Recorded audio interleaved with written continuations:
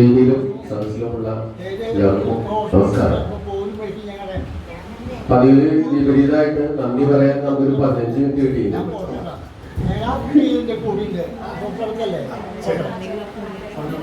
വളരെ എന്താ പറയാ സാഹിത്യ സമ്പുഷ്ടമായ ചർച്ചകളാണ് നമുക്ക് ഇവിടെ നിന്ന്.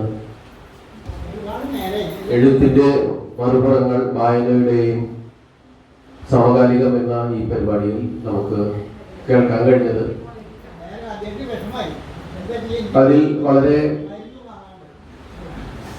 പുതിയ കാലത്തെ എഴുത്ത് അല്ലെങ്കിൽ എഴുത്ത് ആകമാനം എന്താണ് എന്നുള്ളതിനെ കുറിച്ചിട്ടുള്ള വളരെ ആധികാരികമായിട്ടുള്ള ചിന്തകൾ അവർ പങ്കുവയ്ക്കുകയുണ്ടായി. അത് നമുക്ക് വളരെയധികം എഴുത്തിനെ കുറിച്ചിട്ടുള്ള നമ്മളുടെ ഒരു സങ്കല്പത്തെയും എന്താണ് എഴുത്ത് എങ്ങനെ വരുന്നു എന്നതിനെയൊക്കെ കുറിച്ചിട്ടുള്ള ഒരു കുറേയേറെ കാര്യങ്ങൾ നമ്മളോട് സംവദിക്കുകയുണ്ടായി. ഇപ്പൊ ഞങ്ങളിവിടെ ഈ പരിപാടി തുടങ്ങുന്നതിന് മുമ്പ് ഒരു സാധാരണ സാരത്തിൽ പറഞ്ഞ 2 കാര്യങ്ങൾ ഇവിടെ ഇതിൽ പങ്കെടുത്തവർ പറയുകയുണ്ടായി. ഒന്ന്, എഴുത്ത് ഋജു അല്ല, ഒരു നിഗൂഢ സൗന്ദര്യം അല്ലെങ്കിൽ ഒരു നിഗൂഢത ഉണ്ടാവണം എഴുത്തിൽ. അതായത് നമ്മളൊരു വിവരണാത്മകമായിട്ട് കാര്യങ്ങൾ പറഞ്ഞു പോകുന്നതല്ല എന്നുള്ളത്. തൊട്ട് മുമ്പ് ഞങ്ങള് ഇതിനൊപ്പം ഉണ്ണിവായോട് പറഞ്ഞൊരു കാര്യമാണ്.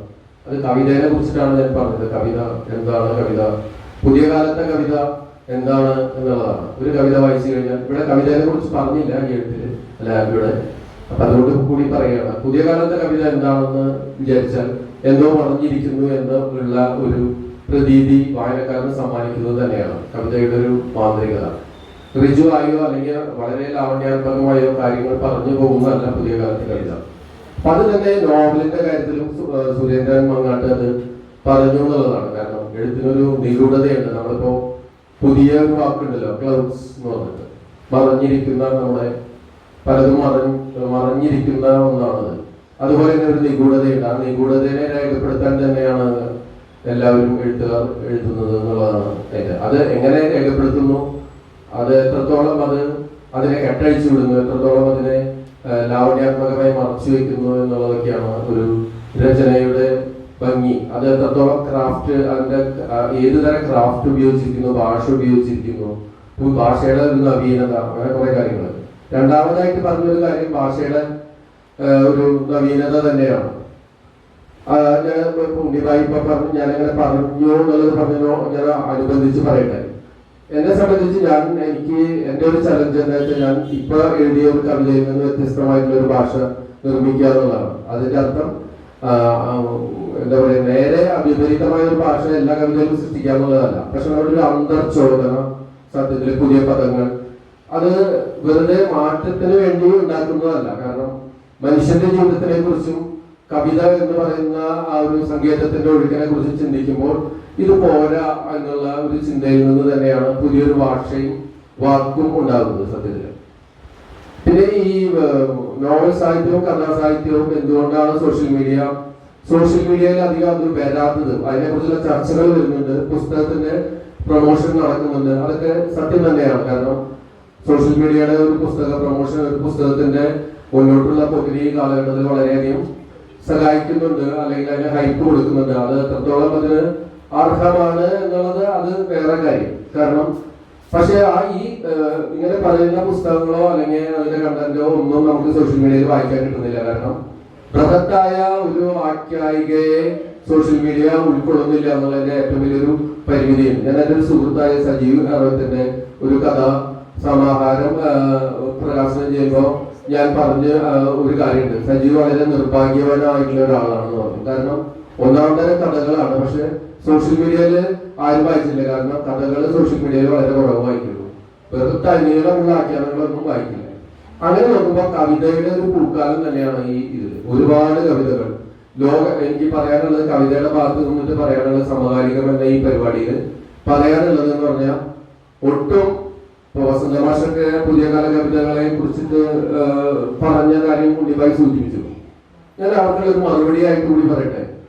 ലോക നിലവാരത്തിനോട് കിടപിടിക്കുന്ന അല്ലെങ്കിൽ അതിനെ ഉന്നമിക്കുന്ന കവിതകളാണ് ഇന്ന് മലയാള കവിതയിൽ ഉണ്ടായിക്കൊണ്ടിരിക്കുന്നത്. ഒരുപാട് കവികളുണ്ട്, ഒരുപാട്.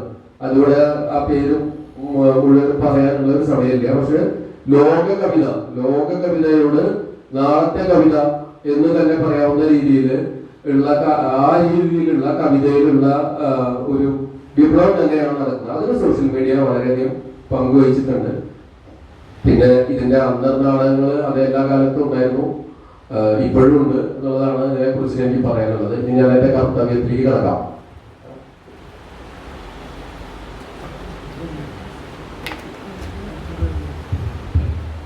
നമ്മുടെ ഈ പരിപാടി ഉദ്ഘാടനം ചെയ്ത് പ്രശസ്ത എഴുത്തുകാരി റോസി തമ്പിയാണ്. അവരുടെ ആത്മീയമായിട്ടുള്ള തലങ്ങൾ എഴുത്തിൽ വരുത്തിയിട്ടുള്ള ഒരു ആളുകൂടിയാണ്. എഴുത്തിനെ ആത്മീയമായിട്ട് നോക്കി കാണുന്ന ഒരു എഴുത്തുകാരിയാണ്.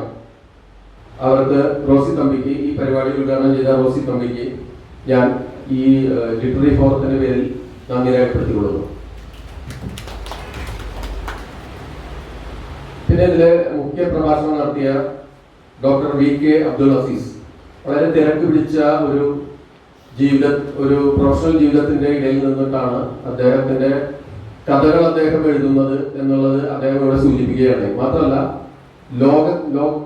ഇത്തരം തിരക്കുകളുടെ ഉള്ളിൽ തന്നെ ലോകത്തിന്റെ എല്ലാ ഭാഗത്തേക്കും ഒരു കണ്ണ് പായിച്ചുകൊണ്ട്, ഇപ്പൊ റുവാണ്ടയുടെയൊക്കെ കാര്യങ്ങൾ അദ്ദേഹം പറഞ്ഞു ഞാനത് കേൾക്കുകയായിരുന്നു. സത്യത്തിൽ അങ്ങനെ കണ്ണ് പായിച്ചുകൊണ്ട് ഒരു മാനവികത എന്താണ്, ആ മാനവികതയിൽ ഇന്നത്തെ ലോകം എവിടെ നിൽക്കുന്നു എന്നുള്ള ഒരു മാനദണ്ഡ അല്ലെങ്കിൽ ചിന്തയിൽ നിന്നാണ് അദ്ദേഹത്തിന്റെ കഥകൾ വരുന്നത് എന്നുള്ളൊരു സൂചന അദ്ദേഹത്തിന്റെ വാക്കുകളിലൂടെ നമുക്ക് അനുഭവിക്കാൻ കഴിഞ്ഞു. തീർച്ചയായിട്ടും എല്ലാ എഴുത്തുകാരും മാനവികത എന്ത് വില കൊടുത്തും പ്രശസ്തിയും പദവിയും അവാർഡുകളും എല്ലാം വില കൊടുക്കേണ്ടി വന്നാൽ, ജീവൻ തന്നെ വില കൊടുക്കേണ്ടി വന്നാലും ഓരോ എഴുത്തുകാരനും ഉയർത്തിപ്പിടിക്കേണ്ട ഏറ്റവും മഹത്തായ ആശയം തന്നെയാണ് മാനവികത.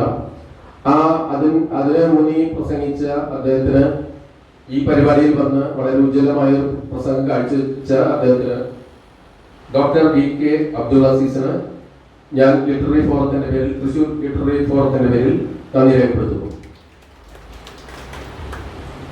അതുപോലെ തന്നെ സുരേന്ദ്രൻ മങ്ങാട്ടിന്റെ പ്രസംഗത്തിലെ ഏതാനും ഭാഗം ഞാൻ നേരത്തെ പറഞ്ഞു. അദ്ദേഹത്തിന്റെ ഔദ്യോഗിക ജീവിതവും ഈ കഥാജീവിതവും വായന ജീവിതവും ഒക്കെ പറയുമ്പോൾ നമുക്ക് കുറച്ച് കുറച്ചധികം വിസ്മയത്തോടെ അല്ലാതെ നമുക്കത് കേട്ടിരിക്കാൻ സാധിക്കില്ല. കാരണം ഒരു മൾട്ടി ടാസ്കിങ് സ്കില്ല് ഉള്ള ഒരു ആൾക്ക് മാത്രം സാധിക്കുന്ന പോലെ അത്രയും നന്നായി ഇദ്ദേഹത്തിന്റെ നമ്മുടെ ILFK അദ്ദേഹത്തിന്റെ ഒരു സെഷനിൽ ഞാൻ അദ്ദേഹത്തിന്റെ ഒരു കഥ വന്ന അനുഭവം കേട്ടിരുന്നു. അതുകൂടെ പറയുന്നില്ല.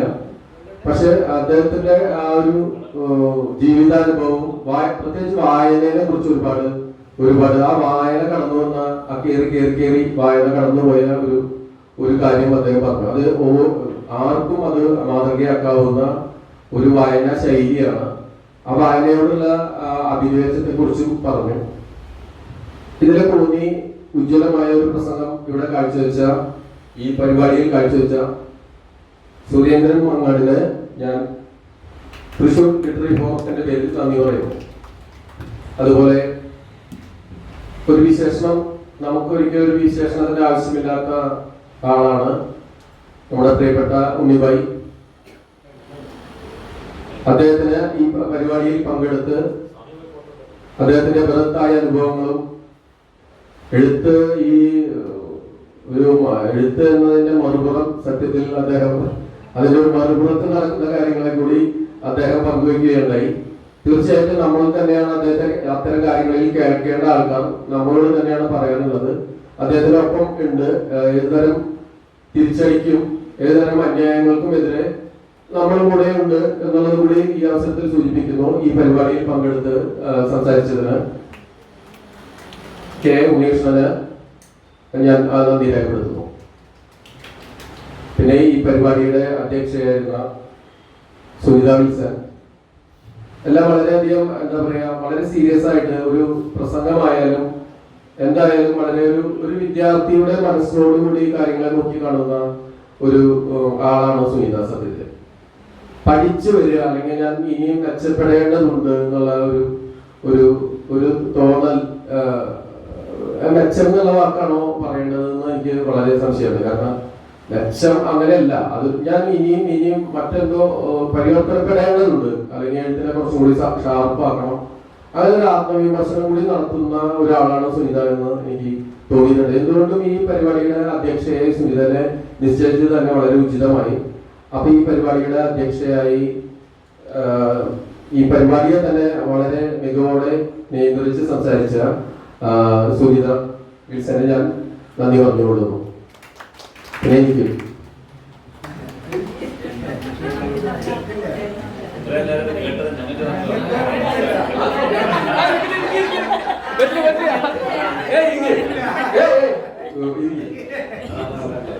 അത് പ്രത്യേകിച്ച് എടുത്തു പറയേണ്ട ഒരു കാര്യമില്ല. കാരണം നമ്മൾ എന്നും കാണുന്നതാണ്. എക്കാലത്തും സാഹിത്യ സദസ്സ് എന്ന് പറയുന്നത് വളരെ എന്തൂസിയാസ്റ്റിക് ആയിട്ടുള്ള ഒരു സദസ്സാണ്. നമ്മൾ തന്നെയാണ് ഇതിന്റെ സംഘാടകരും സദസ്സും പ്രാസംഗികരും. അപ്പൊ ഇവിടെ ഈ ഒരു ശനിയാഴ്ച ഈ ഒരു സമയം ചെലവഴിച്ച് ഈ പരിപാടി ആസ്വദിക്കാനെത്തിയ എല്ലാവർക്കും നന്ദി പറഞ്ഞുകൊള്ളുന്നു. ഇതിന്റെ കോർഡിനേറ്ററായ അപർണയ്ക്കും പ്രത്യേകം നന്ദി പറഞ്ഞുകൊള്ളുന്നു.